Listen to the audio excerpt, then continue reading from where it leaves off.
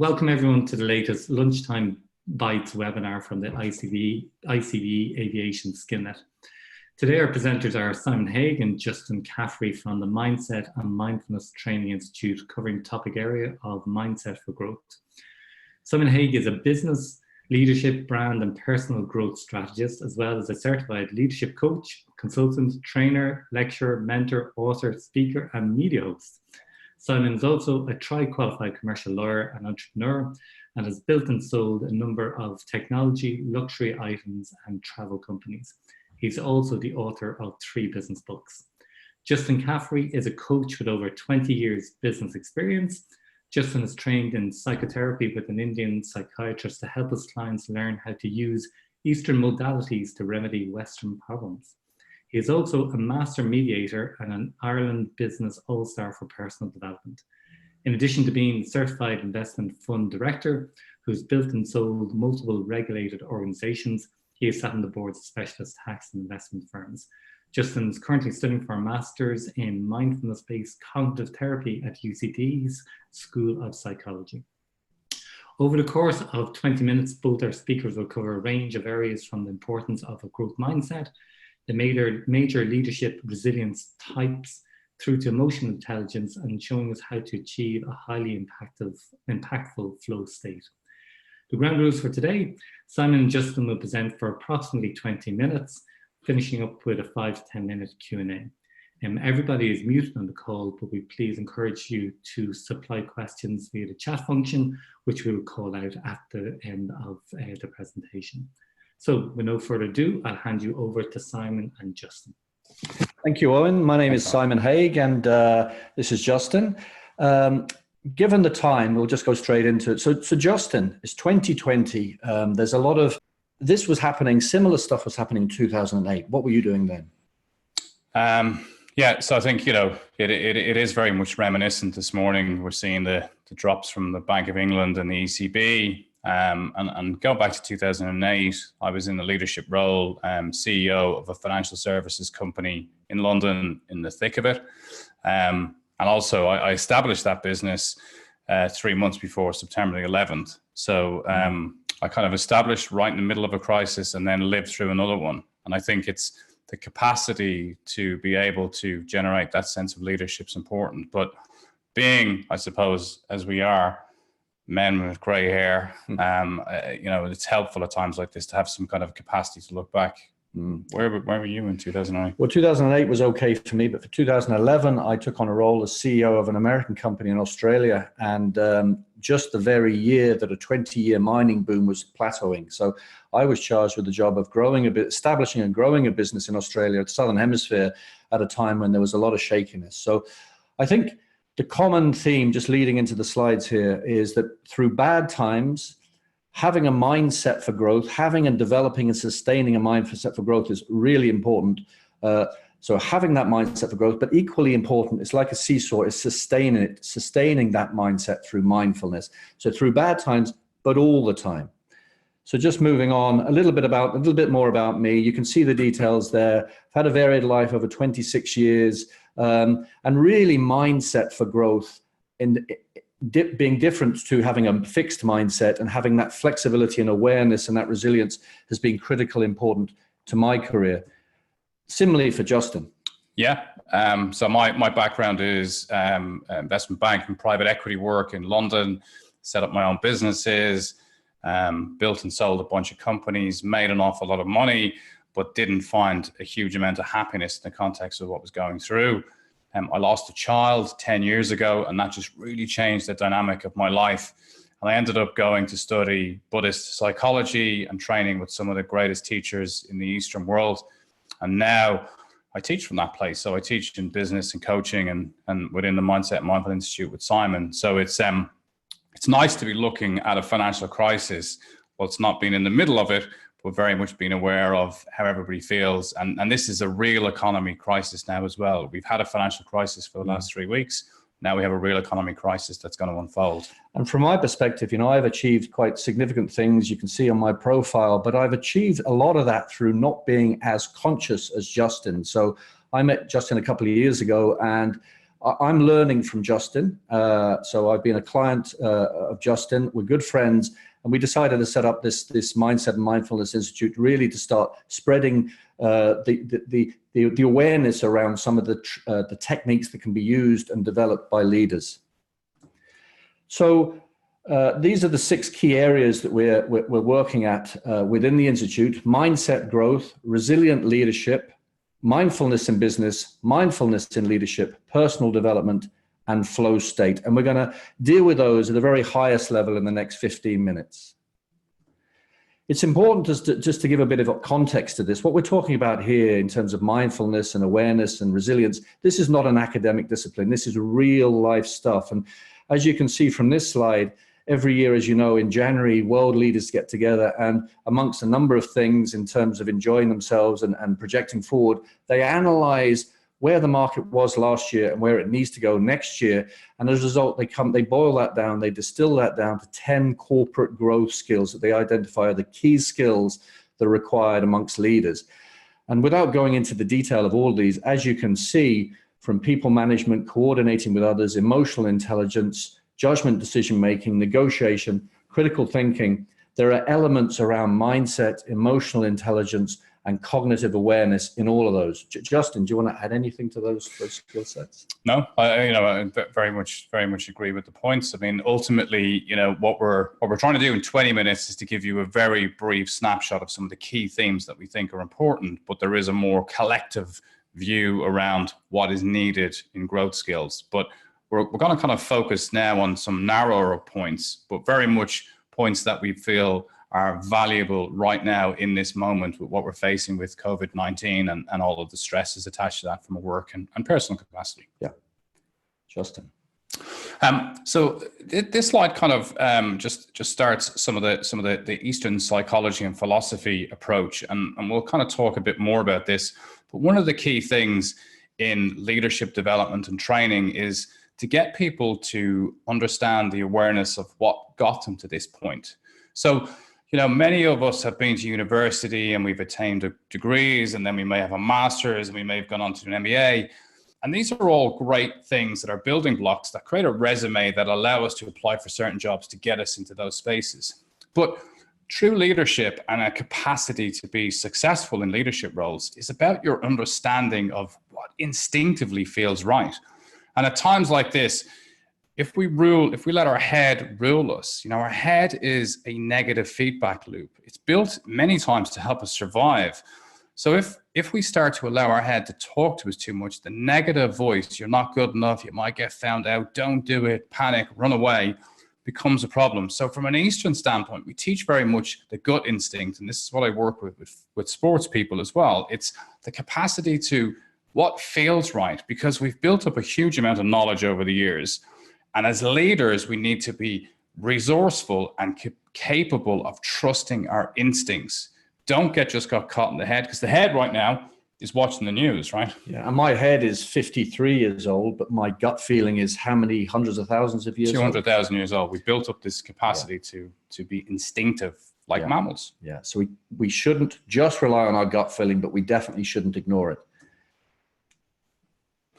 So in this slide, we talk about the drivers, right? So in the first one, we're saying, are we born with an instinct for driving growth? We're born with a capacity to explore. We're born with a capacity to drive ourselves forward. But a lot of what we build up over time is learned experience. So we learn experience as we go and we become better, but also we start to form bad habits. So as we say, even if you're already an accomplished deal closer, can you slip into bad habits? So what we're talking about now is mindset and mindfulness. So the mindset is, I know how to negotiate. I know what it needs, what I need and what my client needs, or I know how to lead my team. And then the mindfulness builds in the awareness. So what am I instinctively able to do as a leader? Don't get caught by stopping yourself from being instinctive. And, in sport, many of you may have heard this term flow state. Flow state is as valuable in your personal life, your business life, as it is in your workplace. And then an awareness of your emotions and your limitations. If you are able to pause for a second and take stock of how you interact with your people, you can understand what are my emotions like? And especially in volatile times like this, when we're all under pressure, we're looking for calm, measured approaches from our leaders. So if you have an awareness and if you check in with your emotions, you know, make sure that you just understand, how am I going to react here, and bring yourself to a calmer state. And in Buddhist psychology and Eastern philosophy, we look at the whole capacity to learning to see life as it is. A lot of us I want life to be over here. This is how I really want my life to be. I wish it was like this. And we're always striving to get to this point. But in leadership and business, when you can just operate and see life as it is, as it comes at you, you get to move through it, understanding and being able to navigate the stresses and issues that will impact your current situation. So again, it's an awareness state. It's understanding how to navigate the problems as they are and not run away from them, or not strive to get them into a different place. And I suppose this is a good slide to kind of give you an understanding of what we talk about in mindset and mindfulness. When you have two people who go into a negotiation, and I do a lot of work on this with Swiss Private Bank. So you have a situation where two people are walking into a meeting. One of them has just left the last meeting. They're checking their phone. They've got texts. They've got emails. They've got a couple of missed calls. They're looking at their next meeting. And then they're getting ready. And then they walk into a room to negotiate, and they sit down and they look at the person across the table and they think, you know, oh, it's too hot in here. I don't really like the way they're dressed. Like, that's a bit of a weird tie. I don't like that person's haircut. So all of this noise is going on in their head. What they're hoping to find with all that noise is they're hoping that they can drown out enough of that noise to find the capacity then to be able to negotiate. Now, the alternative is another person walks in, but before they've come into the meeting, they've just gone into the bathroom and they've shut the door and they've sat down and they've closed their eyes and they've taken a couple of deep breaths in and deep breaths out, and they're bringing themselves to a point of view of, I need to be focused on what is about to happen. And we teach people these methods, but what happens is they then bring a calm capacity that arrives to the meeting, and their sense of being present to the other person is huge and beneficial for two main reasons. One, they're able to watch body language and look at the interactions. But two, they're also comfortable with silence, because a lot of the times in meetings and interactions, whether it's in our personal life or business, if we stop talking, the other person will actually give us a lot of the information that we need, because they feel they need to fill the space. So actually winning a negotiation is an awful lot about being calm and let the other people speak. Resilience. So particularly in trying times, this whole subject of resilience is being talked about an awful lot on social media. So what is it? It's effectively the capacity to cope with life. How you manage your emotional, behavioral responses to life effectively determines your levels of resilience. There are many subtypes of resilience, but what we've done here in the second part of this slide in red is just highlighted at the highest level the three main types. In effect, there are three columns of resilience. There's self-resilience, which is required for you to successfully manage your own life, and we'll talk about a couple of examples of that coming up. There's societal resilience, so we all have to interact in society. And then finally, there's life resilience. We're required to deal with life as it comes. I think Justin's alluded to the fact that, we're born resilient, but we kind of learn to become fearful. And we're taught to be conservative in school, fearful of change. You mustn't make mistakes, keep quiet, particularly in Western cultures. And if one of your parents, as was the case in my family, was particularly anxious or fearful or wilted in respect of change, you're likely to learn the behavior. So as Justin teaches, and as I'm picking up and as I'm starting to develop in some of my work, you have to first deconstruct those unhelpful learned behaviors. Justin uses the analogy of a water bottle, right? So if you just go into therapy or counseling and your bottle is full of worries, so it's full of worries and learned behaviors, negative behaviors, the chances of you really moving forward are quite diminished. So you really have to empty some of those learned behaviors and those anxieties out of that water bottle so that it's half full to give yourself the best chance to move forward. Do you want to add anything to that? Yeah, I think that's good. I mean, it's the capacity to find space. So if we, so in an Eastern perspective, we see the world. I'll get my prop. we see the world like this bottle, okay? And as you move through life, many people, the water fills up with the stress and anxiety of life. And most people, you know, may die at this point, okay? They've made it to 90 years of age and they're okay. For other people who've had issues in their life, the water level rises quicker, and often it's like stones being dropped in. So the displacement of water means that at certain points, the water's almost full. And as it's full, it's kind of sloshing about. And that's a real sense of anxiety. So the capacity to be resilient requires us to have the space to be able to navigate it. So very much about making that work is understanding that times that you have to spend working on yourself and thinking about yourself is like taking the lid off, taking out some stones, reducing the water level. So we teach people about how to make sure that they have the capacity to build the resilience that they need in life. You know, you have to be able to take a breath and have an awareness of what's going on with yourself. Particularly self and situational awareness as one of the types of self resilience. So self and situational awareness. Self-awareness is having a clear vision of what makes you, your thoughts, emotions, feelings, behaviors. Situational awareness, particularly in times like this, is comprehending what's going on around you. Those people who have the most enhanced form of self and situational awareness based upon presence, I think, have the best chance to cope. And then there's influencing as well. So we're not talking about persuasion, which generally requires communication. The best influencers are those visionaries who have a vision of an optimum outcome for a situation, and then without using any negative coercion or negative motivations, can get results through others. So having that form of influencing resilience is critically important. Influencing those around you and that combined with self and situational awareness are critically important. Do you want to add anything to that, Justin? And I think now, so at this moment, influencing is so important. We have to understand the psyche of human behavior. We're all exposed to social media. We're exposed to the constant news cycle right now, and people are fearful. So people in your team are fearful, your employees are fearful, your own colleagues are fearful. So our capacity to influence is important. So showing up in a calm and measured way and giving a sense of stability is so key, because that's what we want. And even when you bring it home, it's really helpful because our kids are being massively influenced and impacted by this too.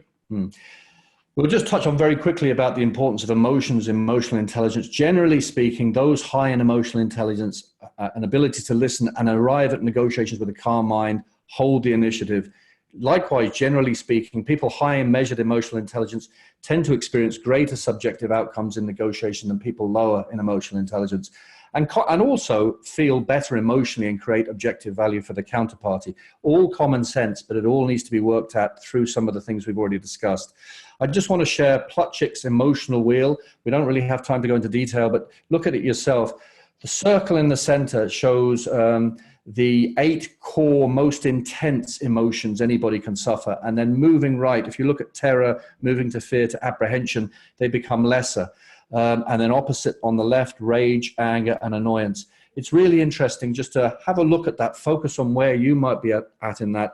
The gaps between, say, for example, serenity and interest. If you add serenity and interest, that results in optimism. So that's an interesting tool you can use to calibrate you, but also when you're meeting others. So key traits of effective leaders, really important at this moment in time. But from my own standpoint, I learned this as a leader of multiple financial institutions, a private equity investor, and all that kind of good stuff. But the most telling lessons that I learned about my capacity to be a leader was when faced with real challenge in my own family life. We lost a child 10 years ago, and that was a massive dynamic shift in how I was going to approach life. But that time, you know, we had a terminally ill child for 11 months. I learned a lot. And when I started to look back on that period, I realized that some of the key things that were relevant there was a capacity to be calm. So calmness in the face of crisis. I needed to be calm for me, for my wife, for my other son who was with us, and for those people around me. But I needed to also listen. So I moved from calmness to listen. So listening, and there's a big difference between listening and hearing. When I listen, it's my capacity to show up for the people who are working with me and create space that they feel they can communicate with me. And I'm actively listening. I'm not hearing what they're saying, I'm listening. So I'm actually being quiet and allowing them to speak. And then it's being measured. So again, we see all of the decisions that people make at this moment, the panic buying, you know, the instant desire to sell all your stock, being measured, and as an investment manager, being measured at a time in crisis right now is you don't sell anything. You sit in it and see what unfolds. You know, you let all the people who want to make the rash decisions make them. So as a leader, we're measured in our response. And then it's the capacity to bring all these things together and be resilient whilst under pressure. So in order to make the significant change that you need to do, it's a question of setting the mindset. So I am determined that I want to do something. That's a mindset play. That's not just, you know, a wishy-washy thing. I must show up and do these things. I must create an environment where I can execute on my intention. Again, that's mindset. I must create a clear set of objectives to work towards my goal. That's mindset. I decide to do it. I put something in place. And then in order to sustain the behavior, I must have a conditioned mind and body. That's mindfulness. So I must take care of myself. So you must eat well in a crisis. You must drink water in a crisis. You must get outside. It's beautiful outside right now. I'm looking at a park. Get inside nature. Give yourself a capacity to switch off, an awareness of how you feel. Exercise. So make sure that you don't just suddenly get focused on the mindset stuff. I must be aware of how I feel. And I must understand my triggers, my fears, my negative voices. So the negative feedback loop, you know, the voice in your head, we all have it. Question, who is that voice? Why are they telling me not to do this?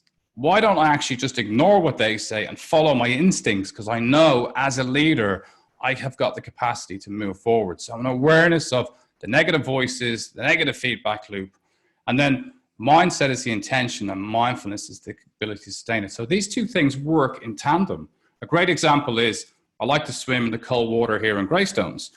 I hate going to the beach. I hate getting to the water. I hate even getting out of bed to do it.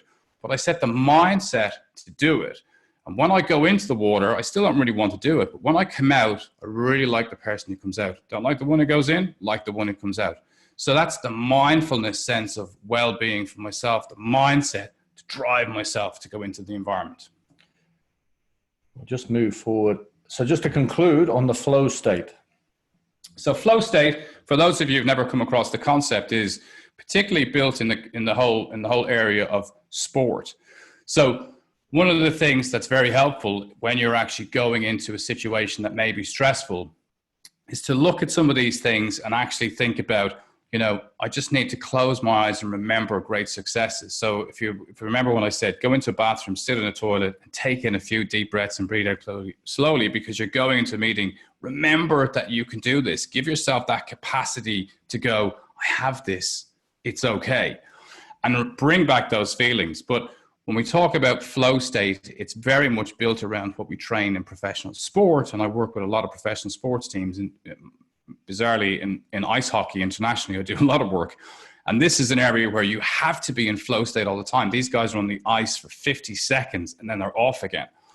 But in business and life, flow is so important. So thinking about how I take care of myself, how am I aware of my feelings? If you're about to walk into the meeting and you feel angry because you've just come out of something that's bad, or you feel like you're going to interact badly, take time, walk outside, walk around for 3 minutes, let the mind settle, and then come back in. So at the very highest level, that's what we've been discussing, using some of these insights to build not only a successful business, but also your mind and your life. And as you can see, the 6 key areas that we work on, we work with business schools, corporates, and coaching. And I think with that, Owen, we'll hand it back to you for any questions. Great, there is. Thanks very much, Simon and Justin. It's nice to see the mindfulness philosophy being used in a business sense rather than just in a personal sense. Yeah. Although both of them are intimately connected. One question, any tips for influencing others who are less calm in a crisis but are in a leading role? Yes. So what's important is an awareness of how you meet that person. So consciously aware that I have a person who is not calm. And when you're coaching somebody that you work with, giving them a sense of understanding in a very simple term to say, before you start your meeting, take a few breaths. Before you start your meeting, go outside and walk for 5 minutes outside and then come back in again. Because the negative feedback loop will just keep running. And if you bring that straight into the meeting and they're feeling very nervous, it will be clear that they bring that into the meeting. So allowing it like a fire door, give them the space and the capacity to go outside of the office, take 5 minutes, and then come in and prepare for the meeting. And saying to them, as they leave, you know, remember, John, Susan, the last time we had this meeting, you are incredible. You know, you absolutely are able to do this. You have this. And now I want you to go outside, just take 5 minutes and then come back in again. So give them a bit of credit and then ask them to take a few minutes and then come back into the environment. Great. Just building on that one from Nuala, and it's see if there are any other tips as well. So as well as heading to the bathroom, any other practical tips for time for people who struggle to find time to reflect and gather their thoughts? So outside of telling people to move to a room, is there any other things that you've found particularly helpful? Yeah, absolutely. So, you know, sitting at your desk, you know, one of the great things that you can do. So if you feel uncomfortable closing your eyes, at this point in my life, and having spent so much time in Japan and India with Zen Buddhist monks, I close my eyes just to reflect. But if you feel uncomfortable, you can allow the gaze to drop in front of you. So sitting at your desk and just finding something around you where your gaze can drop to, and just allow the gaze to settle on something. And maybe it's a plant or something around you. And as the gaze settles, then just start to focus on your breathing. Just take in a deep breath. Okay, I want my body to calm down. I'm aware, slowing down. And then just start to focus on the key things that you need to do in that meeting. You know, it's so important, especially if you're going to talk in public.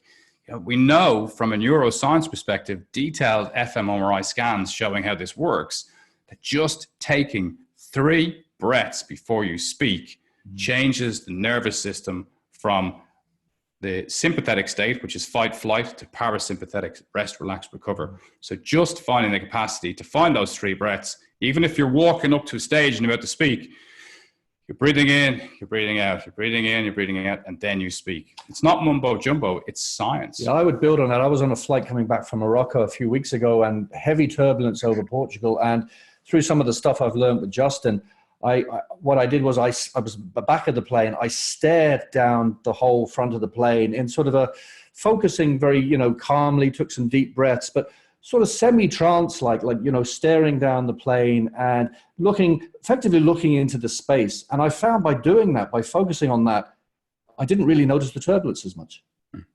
Yeah. Slight change of topic. Have you had any success regarding cultural change using the tools and techniques? And just a comment that the content is great, but have you managed to use it in terms of deploy for cultural change?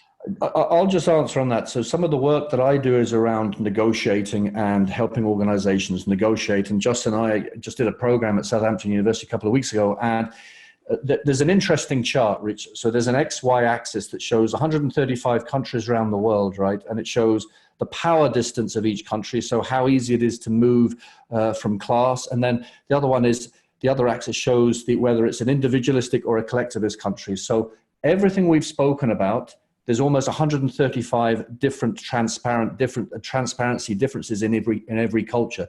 So these things are generic things we're talking about, but you also have to be very, very mindful of local conditions. So we do a lot of work around how you become very aware of differences in different cultures. So for example, I work with Indigenous people in Australia, and you need to be very aware up front that you don't stare at certain people in the eyes, you don't shake hands. So I think it's about pre-preparation and planning and really putting your due diligence in up front. Would you add much to that, Wilson? Yeah, I agree. And I think just from a local capacity to change culture within your business, you know, as a leader, you effectively are on the steering wheel of the culture. So as you start to adapt and change some of your approaches, it will be directly noticed by the people around you. So by you becoming more aware, more focused, and more, you know, mindfulness in the context of how you are in front of people, you will inadvertently already start to impact the culture around you. So it's you know, take action and lead from the front, and that will create a cultural change. People will feel it. Yeah. Great. One last question from Martina, which in the context of a lot of people working remotely where they hadn't been before, it's quite pertinent. So any tips for encouraging mindfulness for people working from home who are doing back-to-back meetings? Yeah, I think it's a great question, Martina. And I work from home and I have done for years. And we're here in my office at the moment, but I move between the two very comfortably. So I think, look, discipline and awareness of where you are is super important. But one of the great things is that, when you finish a meeting, if you're doing back-to-backs and you've got, a few minutes in between, just step outside, go into the garden and just sit down and have a glass of water and be in a different environment under blue sky. Phenomenal studies to show the wellness we get from just being under a blue sky. And even on a day like today, if there's a bit of sun coming through the clouds, it's great. So getting out and being in nature makes a big difference. And I finished a coaching session this morning, and my office is 5 minutes away from home, and I needed to bring some stuff down to the office. I asked my wife, would she drop it down in the car? And I said, I'm going to go ahead of you because I'm just going to take 5 minutes while I walk down the road before I start the next thing in my day. So just taking time out of being in that environment, in that room, and go outside into your front garden, your back garden, or if you're in an apartment, just go for a walk outside. Just take 5 minutes. And then you're giving yourself something that you're going to be very, very appreciative of because it's going to help you just. Yeah, I think the importance is just making sure you schedule these things in rather than being led by one meeting, even to schedule the 5 minutes in between meetings. Absolutely. Simon, Justin, thank you very much. There's some fascinating insights there. Thank you. If you'd like to hear more, please contact Maeve at the ICBE. I'd love to arrange something that would be more in depth because that's an awful lot to try cover in 20 minutes. The video and slides from today will be uploaded to the ICBE website later on. And finally, to all those who attend today, thank you very much for your time and look forward to seeing you at the next ICBE webinar. And thank you, Simon. Thank you, Justin, for your great time. Thank you. Thanks, Alan. Thanks, everybody. Thank you. Bye.